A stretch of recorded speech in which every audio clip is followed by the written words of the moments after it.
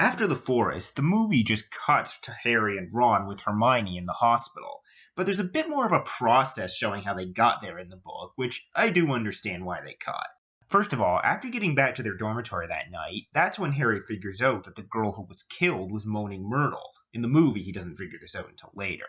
The next day, Harry and Ron talk about how they're going to get into Myrtle's bathroom again with all the extra security measures. One day, at breakfast, McGonagall announces that the Mandrake draft will be ready so they can cure everyone who is petrified.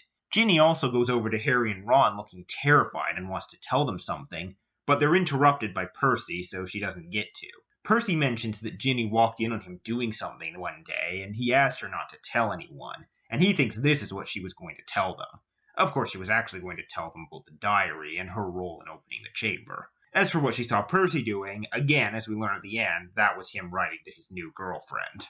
One day, as Lockhart, who thinks the security measures are unnecessary, is leading the students to another class, Harry and Ron pretend to agree with him and talk him into going back to his classroom and leaving them alone. When he does, they sneak off to go to Myrtle's bathroom, but are caught by McGonagall. Trying to talk their way out of it, Harry appeals to her softer side by saying that they were going to see Hermione in the hospital, and surprisingly, it worked, which is why they end up in the hospital with Hermione.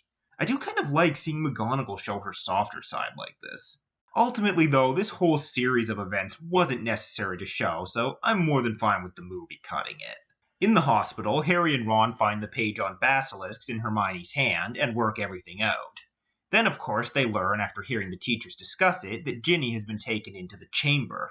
In the book, this happens in the staff room, not in a corridor. Like in the movie, Lockhart shows up, and the teachers send him to deal with the monster. I think the book makes it more clear, though, that the teachers know full well he's a fraud who will just run away, so they're really just doing this to get rid of him. Also, one detail I like in the book is that Snape is described as gripping the back of a chair very hard after McGonagall tells them a student has been taken.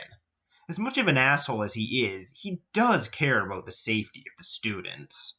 In the book, Harry and Ron go back to the common room where they discuss the situation a bit, and Ron decides they should go to see Lockhart to tell him what they know, since they think he's going to try and get into the chamber. The movie understandably skips this and cuts straight to them going to Lockhart. I do like how in the movie they at least acknowledge that they realize he's useless.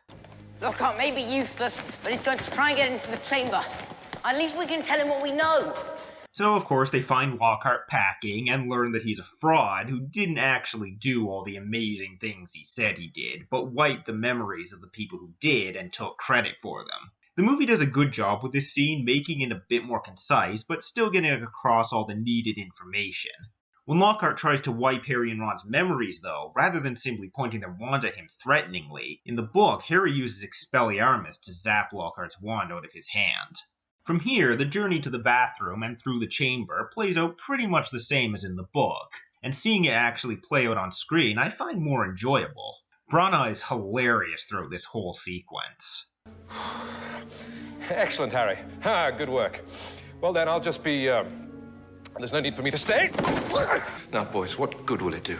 Better you than us. But, obviously, yes. Sure you don't want to test it first? No!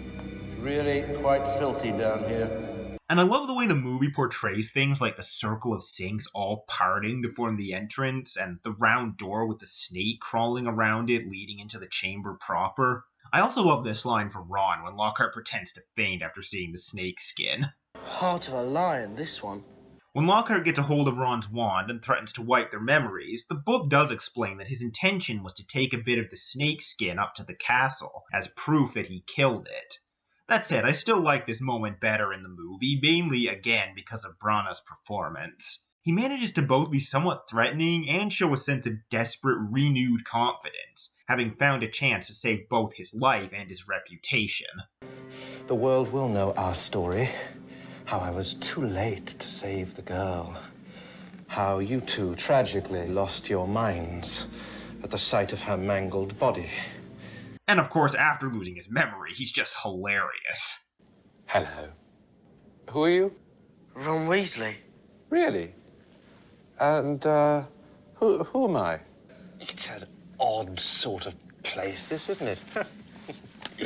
Do you live here? So Harry enters the chamber proper, and I think the movie does a good job capturing the creepy and unsettling atmosphere of the place. The conversation between Harry and Riddle is done well. Christian Coulson was really great in this role. He played Riddle's false innocence really well back in the diary, and in this scene, he shows his true nature in a very unsettling way. It's a bit of a shame they didn't get him back for Half-Blood Prince, but I imagine he was probably a bit too old by then. The movie gives us the information we need, but I think the book helped us understand it a bit better, exactly how everything happened. Ginny had been communicating with Riddle since the start of the school year, ever since Lucius Malfoy left the diary in her cauldron, and he acted kind, understanding, and sympathetic towards her as she told him all of her problems, again further demonstrating his manipulative nature. As she poured her soul out to him, it gave him more power, and eventually he was able to possess her and get her to open the Chamber of Secrets. He also learned everything about Harry Potter and his defeat of Voldemort from Ginny, which of course, seeing as he is Voldemort, caused his interest to switch to Harry. He attacked Hermione to further push Harry to act, and then he kidnapped Ginny to lure Harry down to the chamber so he could meet him face to face and learn how he defeated his future self. In the book, he also notes several similarities between Harry and himself, as he says here. Both half-bloods, orphans, raised by muggles, probably the only two Parselmouths to come to Hogwarts since the great Slytherin himself. We even look something alike. However, while the movie scene is perhaps a little vaguer than I would have liked, I still think it's done really well, in part, again, because of Coulson's acting.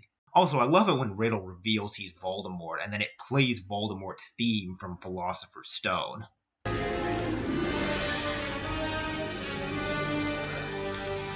So finally, we see the Basilisk, and I have to say, I love the design of this thing. I was legitimately scared of it as a kid. The fight against the Basilisk is extended in the movie, and I actually like it better. For example, this whole sequence where it chases Harry through the pipes wasn't in the book, but I think it's really effectively creepy. The moment where the Basilisk has Harry cornered against the grate still gives me chills to this day. Though I will say, while I love the way Harry distracts it by tossing the rock, it does seem a bit weird that would fool it. Like, it can still smell him, can't it? Ah well, suspension of disbelief and all that. Harry also doesn't climb the statue in the book, but again, it's cool, so I don't mind. One more thing, in the book, the Sword of Gryffindor only appears after Harry puts the hat on his head and asks for help. In the movie, it just seems to sort of randomly appear. That said, it is a much simpler way of showing it, so I can understand it. And we do still get Dumbledore's explanation later anyway, so it's fine. So Harry kills the Basilisk, but not without getting pierced by one of its poisonous fangs. In the movie, Harry uses that fang to destroy the diary and Riddle, and then Ginny wakes up. It's only then that Fawkes uses his tears to heal Harry's wound. In the book, Fawkes actually heals Harry first, then he drops the diary into Harry's lap, who destroys it with the fang. Again, I prefer the way the movie does this. Having Fawkes heal Harry after Riddle has been dealt with and Ginny is safe makes the moment feel more magical. Also, I like how Fawkes didn't have to give Harry the diary. He figured out what to do on his own. That said, one strike against the movie here is that Ginny seems way too subdued. In the book, she's crying, horrified over what she's done, and certain she's going to be expelled. She's way too calm in the movie considering what's happened and what she's been through. In the book, we see Harry, Ginny, and Fawkes journey back through the tunnel to meet up with Ron and Lockhart, but I love the way the movie just cuts to them flying back up, with Lockhart going, "Amazing! This is just like magic!" So after this, we have the usual conversation with Dumbledore at the end of every story. In the movie, this takes place in Dumbledore's office, but in the book, instead, Fawkes leads Harry, Ron, Ginny, and Lockhart to McGonagall's office, where Dumbledore, McGonagall, and Mr. and Mrs. Weasley are waiting.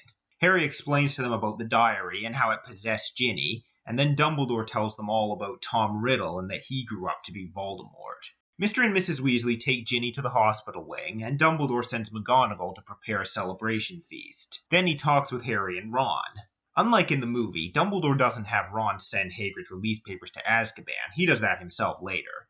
Rather, he has him take Lockhart, who is still pretty out of it, to the hospital wing.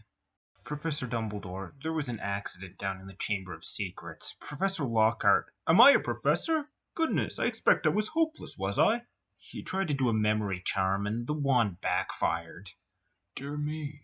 Impaled upon your own sword, Gilderoy. Sword? I haven't got a sword.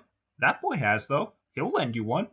The conversation between Harry and Dumbledore plays out pretty much the same, except for a couple things. In the book, Harry initially rejects the idea that he has anything in common with Tom Riddle until Dumbledore points out the similarities, whereas in the movie, it's Harry himself who notices the similarities. Personally, I'm not sure which version I prefer. Also, Dumbledore mentions here that they're going to need a new defense against the Dark Arts teacher, which isn't addressed in the movie. The confrontation with Lucius Malfoy and setting Dobby free, I actually prefer in the movie. A bit was added to the conversation between him and Dumbledore, and then there's this improvised line from Daniel Radcliffe. Well, let us hope that Mr. Potter will always be around to save the day. Don't worry. I will be.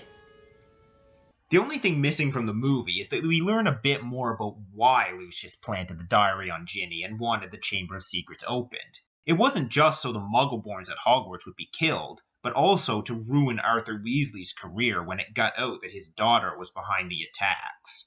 Also, incidentally, this moment where Lucius kicks Dobby was apparently improvised by Jason Isaacs. And he goes, thank you, Lucy, be all. And I swung my leg out. And I stepped down and I swung my stick. And Chris goes, cut! Can we clean the floor where Jason slipped, please? And I said, no, I didn't slip. He said, well, what happened? And I said, I kicked Dobby down the stairs. Harry setting Dobby free I also like better in the movie. In the book, he stuffs the diary in his sock, and when Lucius pulls it out and tosses it aside, Dobby catches it. It's much more simple in the movie.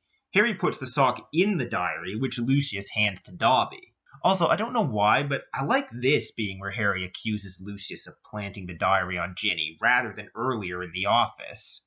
I will mention what a lot of people have, though. In the movie, Lucius was straight up going to murder Harry in this scene. I mean, listen to this. He's totally going to say Avada Kedavra. Like, how did he think he was going to get away with that? Maybe he was just clearing his throat. The end of year feast is actually kind of glossed over in the book, so I like that they expanded on it in the movie, especially the moment where Hermione runs up to Harry and Ron. The movie even sort of hints at her and Ron's eventual romance by showing them awkwardly avoiding a hug and simply shaking hands. Hagrid arriving is also a huge tearjerker. However, I'm not sure how I feel about the entire school applauding and celebrating him. It's a very happy and emotional moment, certainly, and works as a really uplifting end to the movie. However, I just don't buy that the entire school would celebrate Hagrid like this. I mean, don't get me wrong, Hagrid's awesome. But aside from the people closest to him, I don't think he's really someone most of the students see as indispensable to Hogwarts. While the movie ends here, we do get a bit more in the book of the students returning home on the train, where Ginny reveals to her brothers and Harry that Percy has a new girlfriend. Harry also gives Ron and Hermione the Dursleys' phone number, having to explain to Ron what that is, of course. And that's pretty much it. As I said at the start, I think they did a great job of adapting this book. There was very little material I missed, and a good number of the changes they made I actually thought were improvements. After this, however, the books get longer and more complicated, and thus the adaptations are forced to get more creative with their changes. Come back next time as we take a look at how Prisoner of Azkaban rises to the challenge.